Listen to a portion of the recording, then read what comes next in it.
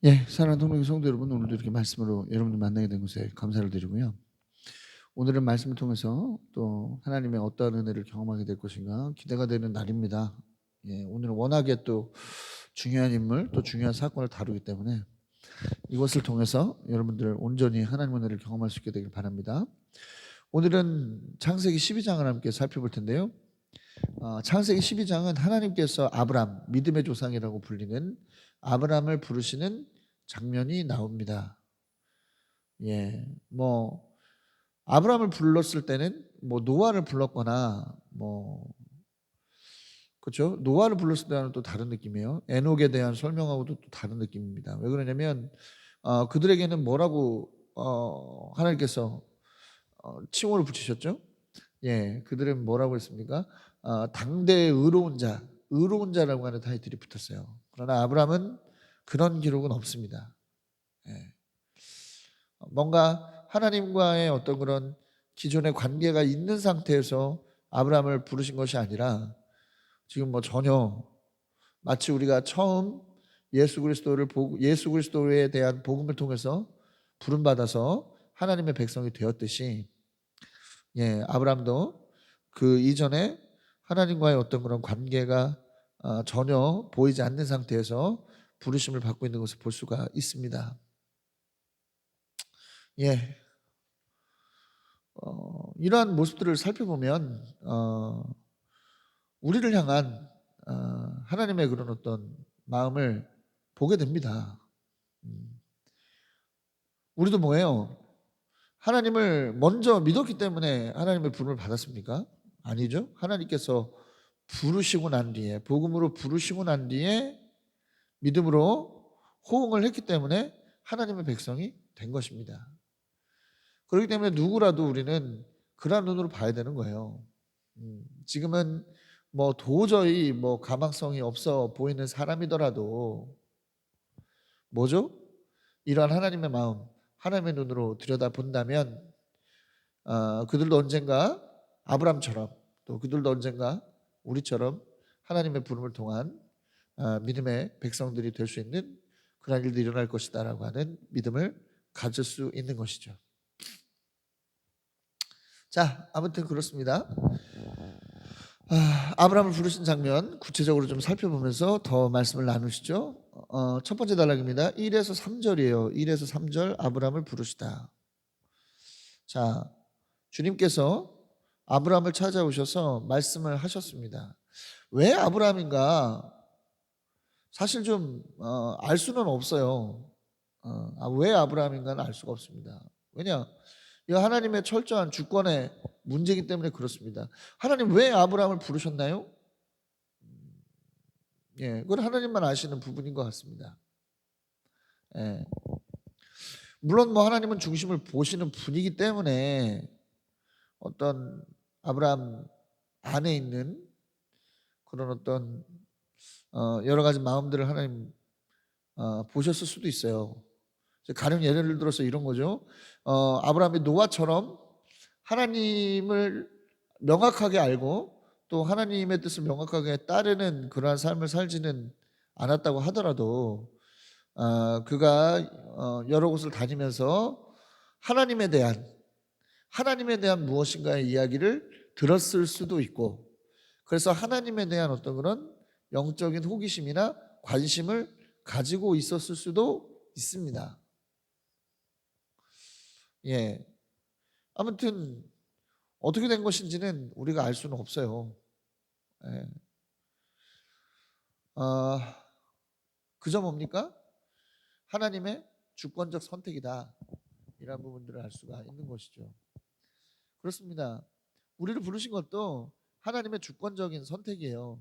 우리가 먼저 하나님을 알아서 하나님을 구한 것이 아니라 하나님께서 우리를 사랑하셔서 먼저 우리에게 손을 내미신 거죠. 하나님의 방법은 늘 그렇습니다. 하나님은 먼저 우리에게 찾아오시는 분이에요. 그리고 먼저 오셔서 우리와의 관계를 맺어 가시는 분이십니다. 이런 것은 뭐라고 하느냐? 은혜라고 말하는 것이죠. 은혜라고 말하는 것입니다. 오늘 하루 하나님께서는 오늘 하루 가운데서도 여러분들을 찾아가실 거예요. 뭘로 찾아가시죠? 말씀으로. 이와 같은 묵상을 통한 말씀으로, 또 가이드 메시지를 통한 선포된 말씀으로, 또 성령을 통한 감동으로 여러분들 찾아가실 겁니다. 믿음으로 하나님하고의 관계를 이루어내는 오늘 하루가 될 수 있기를 바라겠습니다. 자, 아브라함을 찾아오신 하나님 이렇게 말씀하세요. 내가 살고 있는 집과 내가 난 곳과 너희 아버지의 집을 떠나서 내가 보여준 땅으로 가라. 예, 가라. 그러면 어떻게 된다? 내가 너를 큰 민족이 되게 하고 너에게 복을 주고 내가 크게 이름을 떨치게 하겠다. 너는 복의 근원이 될 것이다. 너를 축복하는 사람에게는 내가 복을 베풀고 너를 저주하는 사람에게는 내가 저주를 내릴 것이다. 땅에 사는 모든 민족이 너로 말미암아 복을 받을 것이다. 예, 하나님께서는 대단히 큰 요구를, 당시의 기준으로 볼 때는 대단히 큰 요구를 하고 계시고, 또 뭐죠? 대단히 큰 축복도 약속하고 계신 것을 볼 수가 있습니다. 근데 우리가 여기서 좀 팩트 체크를 해봐야 돼요. 이것을 우리는 계약 관계로 이해를 하는데요. 아브라함을 부르시고 조건을 제시하시고, 그렇죠? 계약을 맺으시는 거예요. 자, 계약이라고 하는 것은 뭔가 등가가 맞아야 돼요. 그렇죠? 상대방이 제시하는 것이 내가 제시하고 싶은 기준과 맞아 떨어져야 그게 온전한 계약인 것이지, 미치고 계약할 수는 없는 거 아닙니까? 그럼 한번 우리가 좀 등가로 한번 따져보죠. 등가를 한번 따져보죠. 팩트 체크 해보자 이 말이에요. 자, 하나님께서 아브라함에게 요구하신 것은 네 가지입니다. 첫 번째, 살고 있는 땅을 떠나라. 또 난 곳을 떠나라. 아버지의 집을 떠나라. 이것이죠. 죄송합니다. 그리고 뭐예요? 내가 보여준 곳으로 가라. 이겁니다. 네 가지예요. 네 가지. 자, 그러면 어떤 걸 주시겠다? 조건으로 큰 민족을 이루게 하겠다. 또 복을 주어 이름을 크게 떨치게 하겠다. 또 복의 근원이 되게 하겠다. 그러니까 축복하면 축복을 받고 저주하면 저주를 받는 복의 근원이 되게 하겠다. 또 땅에 사는 모든 민족이 너로 인해서 복을 받을 것이다. 뭐 이런 이야기들을 하고 있습니다. 그렇죠? 우리의 기준으로 보면, 지금 우리의 기준으로 보면 하나님께서 너무나 큰 복을 하나님 주시는 것 같고, 아브라함에게 요구하는 것은 사실 별로 큰 것 같지가 않아요. 이것은 우리가 하나님을 알기 때문에 그렇죠. 그리고 앞으로 이어질, 아브라함에게 이어질 그런 어떤 역사를 알기 때문에 우리가 이런 생각을 하는 것인데, 사실 이러한 부분들을 배제하고 본다면 이게 사실은 굉장히 아브라함 입장에서는 믿지는 장사할 수 있다는 것이죠. 자, 하나님께서 떠나라고 하는 살고 있는 땅은 어디입니까? 하란이에요. 하란.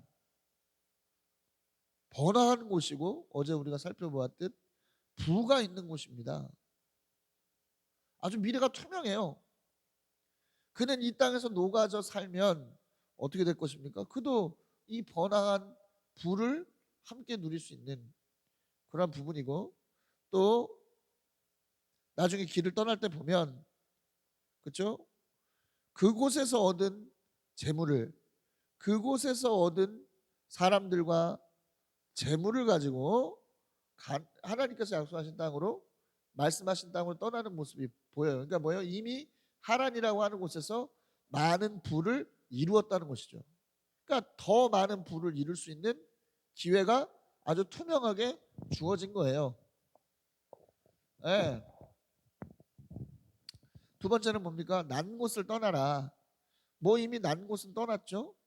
그는 원래 우르에 살다가 뭐 하란으로 간 것이니까.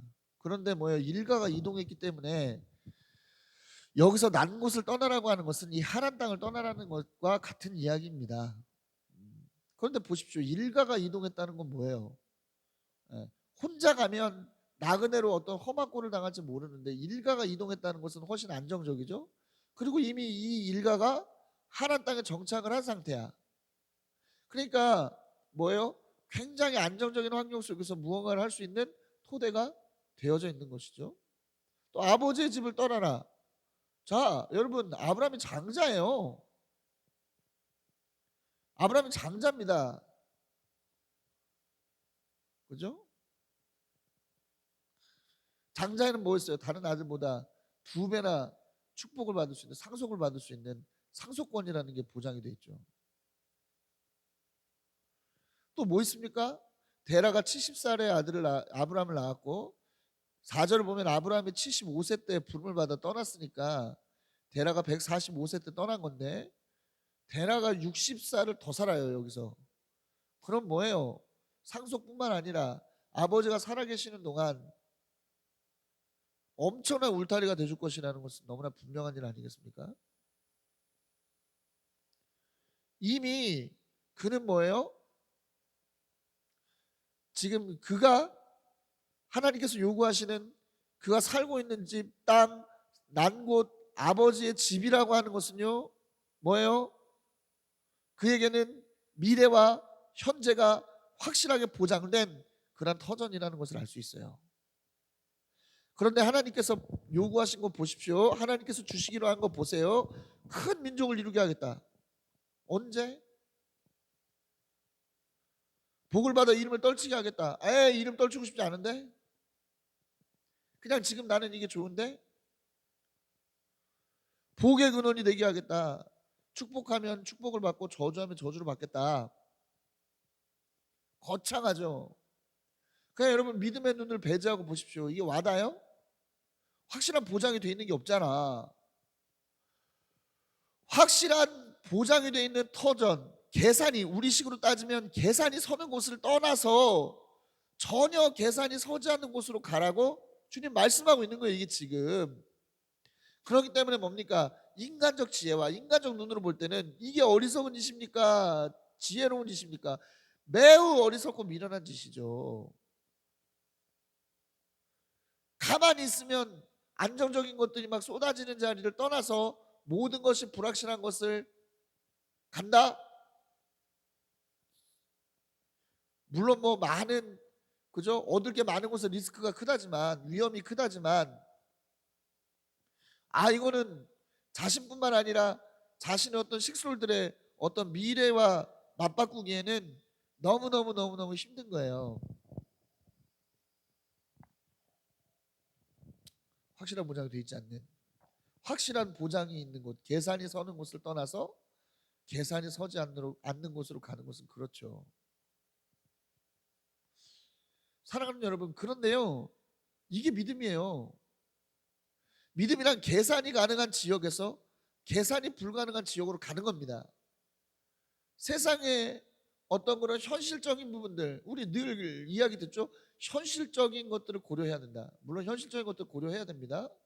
그러나 최우선적 고려는 현실적인 것이 아니에요. 믿음은 그렇게 이야기하지 않죠. 하나님의 뜻, 하나님의 뜻을 최우선적 고려사항으로 여기라고 신앙은 말합니다.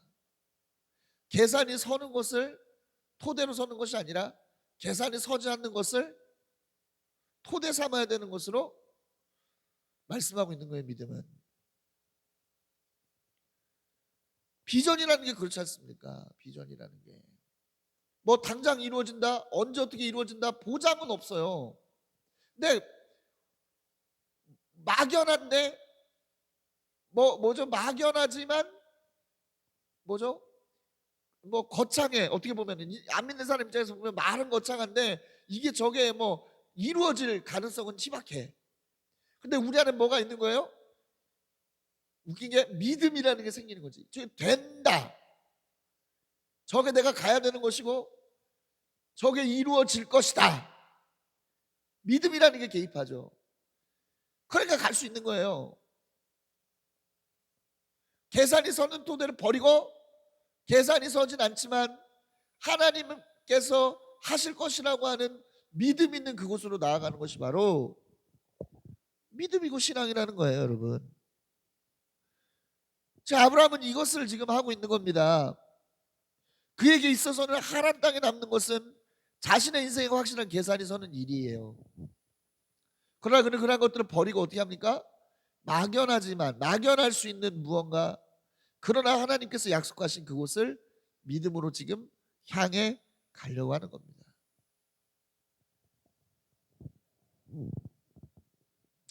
여러분, 아브라함의 믿음을 우리는 본받아야 돼요. 아브라함의 믿음을 우리는 본받아야 됩니다. 자꾸만 인간적 계산으로 하나님의 약속을 보려 하지 마세요. 예. 우리는 이미 알고 있잖아요. 하나님의 약속이 이루어진다는 걸. 그저 믿고 따르면 됩니다. 아브라함처럼. 승리한 여러분 되시기를 그리스도의 이름으로 강력히 축원합니다. 자, 다음 단락 4에서 9절입니다. 길을 떠나는 아브라함이에요. 길을 떠나는 아브라함. 자, 하나님께서 말씀하신 대로 길을 떠나고 있는 모습 볼 수 있어요. 롯도 함께 갑니다. 롯의 나이가 몇 세요? 그때 아브라함의 나이가 몇 세? 75세. 75세입니다. 근데 히브리서 11장 8절을 보면 아브라함이 길을 떠난 것에 대해서 이렇게 설명하죠. 그는 어딘지 알지 못했지만 떠났다. 어딘지 알지 못해 떠났어요? 안 알려줬어? 오마이갓. 그런데 그는 어디로 가고 있습니까? 가나안 땅이라고 하는 하나님께서 약속하신 정확한 목적지를 향해서 가고 있는 것을 볼 수 있습니다. 그가 모래 상수리 나무 가나안 땅의 초입에 들어섰을 때 하나님께서는 그에게 이곳이 너에게 준 땅이다 말씀하셔요. 그러자 하나님께서 하나님 앞에 아브라함이 제단을 쌓죠. 어떻게 알려주시지 않았는데 이곳까지 올 수 있었을까? 자, 우리가 보면 아까 뭐라고 그랬어요? 내가 보여준 땅으로 가라 그랬죠. 보여준 땅으로 가라. 그러니까 하나님께서 이곳이 어디다라고 하는 것은 알려주시진 않았지만 보여주신 것 같아요.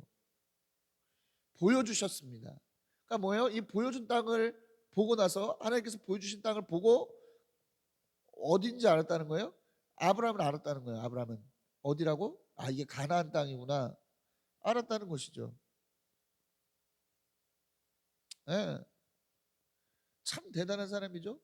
아까 얘기했죠. 계산이 서는 것을 버렸는데 막연한 땅을 향해서 가는 거야?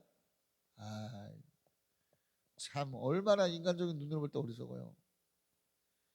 근데 비전의 땅도 그렇잖아요. 우리에게 막상 가려고 하면 막연해요. 막상 가려고 하면 잘 보여지지 않는 것 같아. 뭔가 하나 보여주시긴 했는데 막상 가려고 하면 막연하죠. 여러분, 아브라함이 혼자만의 지혜로 이 가나안 땅을 찾았다고 생각하면 오산입니다. 하나님의 인도하심, 하나님께서 계속적으로 인도하시고 그에게 생각나게 하시고 갈 수 있도록 인도하시는 그 인도하심이 함께 있었기 때문에 아브라함이 지금 이곳까지 올 수 있었던 것이지 혼자만의 생각으로 갈 수 있는 게 아니에요.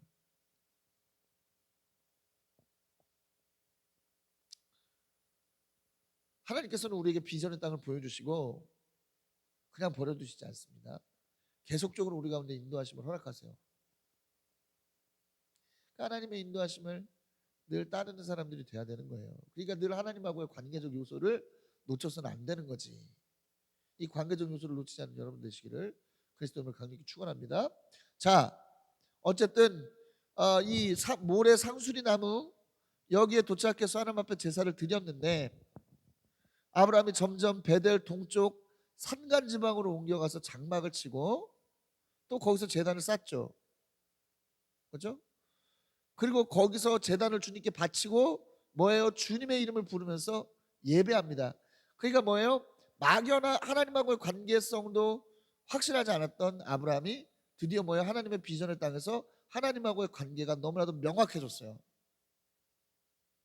오직 하나님만 예배하고 오직 하나님만 섬기기로 결단한 거예요. 이게 그런 의미입니다. 그러자 점점 그가 남방으로 이동하는 것을 볼 수가 있죠. 남방 네겝 지역으로 이동하는데 유다와 가데스 바네아 사이 산지들 사이예요. 가나안 땅 남쪽 경계고, 그렇죠? 점점점 그가 다니는 영역이 확대되고 있는 것을 볼 수가 있죠. 할렐루야. 비전의 땅으로 가니까 하나님하고의 관계가 점점 더 깊어지고요.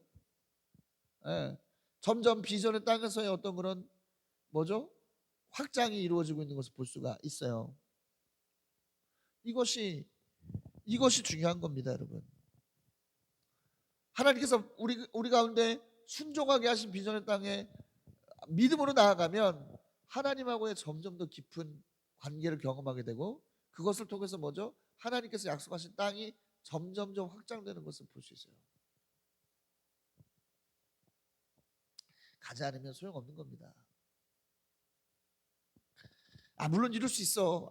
목사님, 그렇다고 해가지고 뭐 아브라함이 땅을 한 평이라도 소유하지 못했지 않습니까? 아니죠. 아브라함은 어땠습니까? 나중에 이 가나안 지역에 굉장히 큰 영향력을 발휘하는 그런 사람들이 됐죠. 어차피 뭐예요? 땅을 차지한다는 것은요, 내가 여기 주인이야 일 수도 있지만 뭐예요? 그 영역에서 굉장한 영향력을 발휘하는 것, 영향력을 발휘하는 것, 그런 의미도 들어있는 것이거든요. 그렇죠? 이러한 영향력이 어떻게 돼요? 이삭에게도 이어지죠. 그리고 야곱과 그 자손들을 통해서 결국에는 그 땅을 차지하게 됩니다. 그러니까 비전의 여정을 아브라함이 처음은 갔지만 점점점 어떻게 되고 있는 거예요? 후대로 가면서 점점점 어떻게 되고 있는 거예요? 이 가나안 땅과 그들의 관계가 어떻게 되고 있는 거예요? 점점점 더 확장되어져 가고 있는 것을 볼 수가 있죠. 아브라함은 그러니까 뭐예요? 믿음의 기준을 세운 사람이고, 이 가나안 땅에 어떤 것을 차지하는 역사를 시작한 사람입니다. 여러분, 하나님께서 우리에게 주신 비전들이요, 우리는 개척자의 입장에서 시작을 하는 거예요. 하나님께서 물론 우리 대에도 이루어 주시겠지만 점점점 우리를 통해서 후대로 갈수록 확장되는 그러한 모습들을 경험하게 될 것입니다. 이러한 비전들을 여러분 바라보시는, 이러한 부분들을 소망하시는 여러분들 될 수 있기를 그리스도의 이름으로 간절히 축원합니다. 그러니까 여러분들이 처음 시작이 중요한 거예요. 여러분들의 처음 시작이 중요한 것임을 기억하십시오. 자, 다음 단락입니다. 10에서 20절, 기근을 만나다입니다. 기근을 만나다. 자, 하나님의 약속한 땅에 들어왔는데 변수가 생기죠. 기근을 만납니다. 아니, 어쩜 이럴 수 있어? 약속의 땅에 왔잖아. 그런데 어떻게 처음 만난 게 기근일 수 있냐 이 말이에요. 비전의 땅에 왔다는 것은 어려움이 없다는 게 아닙니다. 어려움이 없다는 게 아니에요. 어려움 속에서도 끝까지 하나님의 뜻과 하나님의 방법대로 승리한다는 것을 의미하는 것이죠. 그러나 조금 이 아브라함은 처음 있는 이 어려움 속에서 좀 핀트가 나가는 모습을 보여줘요. 어디로 가죠? 그가 이집트로 갑니다. 그런데 이집트로 가는 일에 있어서 하나님의 인도하심이 있었어요? 없었죠. 그저 그냥 뭐예요? 기근이라고 하는 어려움 만나니까 자신의 어떤 방법을 쓴 거예요. 자신의 계산대로 움직인 거야.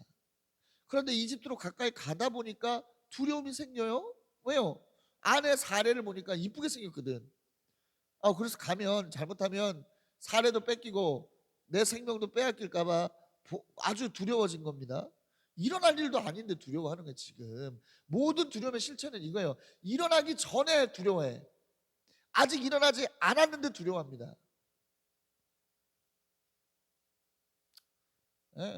그래도 이 두려움이라는 게 중요한 소스가 되죠. 왜? 두려우니까 우리는 더 기도하게 되고, 두려우니까 우리는 하나님 붙잡게 되잖아. 문제는 뭐냐면 두려움이 발동했을 때 하나님을 붙잡는 것이 아니라 뭘 붙잡는 것에 있다는 거예요? 자신의 생각, 자신의 계산을 붙잡는 데 있다는 거예요. 아브라함의 모습을 보세요. 자신의 계산, 자신의 방법을 붙잡잖아요. 그래서 뭐라고 이야기합니까? 사례에게, 야, 너 나 부인이라고 하지 말고 누이라고 해라. 그래야 내가 잘 대접받고 목숨 부지도 할 수 있을 것 같아. 그러니까 뭐예요? 자신의 생명을 건지는 것뿐만 아니라 이 사례를 통해서 뭔가 대접받기를 원하는 이 욕심꾸러기의 마음을 내비치고 있잖아요. 아브라함이 그렇게 지금 계산이 선 거예요. 실제로 이집트에 가니까 그의 계산대로 이루어지는 것 같아요. 사례의 미모에 대한 칭찬이 자자하니까 아주 바로까지 나서가지고 궁으로 사례를 불러드립니다. 이거 바로가 나쁜 게 아니죠. 왜? 누이라 그랬으니까. 누이라 그랬으니까. 그러면서 결혼 지참금조로 아브라함에게 양떼와 소떼와 뭐 암나귀, 순나귀, 남녀종 낙타를 보냈어요. 줬습니다. 이거 결혼 지참금으로 준 거죠. 자, 그는 문제를 만나자 자신의 인간적 지혜로 풀고자 했고, 또 이것 때문에 뭐예요? 뭔가 잘 풀리는 것 같았습니다만은 결국에 어떻게 됐습니까? 이것 때문에 사례가 공경에 처했죠. 그렇죠? 아니, 엄연히 남편이 있는 여잔데 자신의 의사와 상관없이 외간 남자한테 시집을 간 거 아니야 지금. 얼마나 이게 목장 터진 일입니까? 이거 굉장히 폭력적인 일이죠.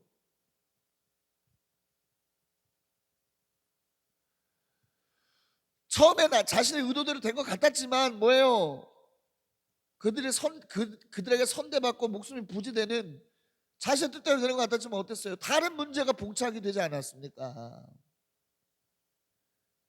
나중에 하나님을 통해서 바로가 이 모든 사실을 알게 되는데, 만약 하나님의 개입하심이 없이 바로에게 먼저 들통이 났다면 어땠을까? 생각만 해도 끔찍하죠. 왕을 모독한다? 이거는 뭐 10번 죽어도 할 말이 없는 거예요. 이건 뭐 아브라함이 인간적 계산으로 하는 최악의 실수를 범한 겁니다. 그런데 재밌는 건 뭐예요? 이 최악의 실수 가운데 하나님이 임하셨다는 거예요. 하나님이 이 최악의 실수를 뭘로 바꾸셨어요? 그래도 최악의 결과를 비껴나가도록 하나님 역사하셨습니다. 비전의 길을 가다 보면 우리도 넘어지고 우리도 실수해요.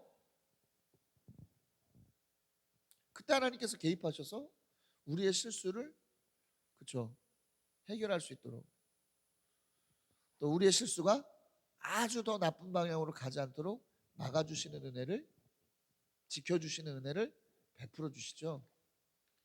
그러니까 우리는 숱한 실수 속에서도 하나님을 붙잡고 나아갈 수 있는 힘을 얻을 수 있는 거예요. 실수할 수 있어요. 문제는 뭐냐면 실수보다 더 치명적인 것은 하나님하고의 관계가 단절된다는 것입니다. 단절되는 것입니다. 네.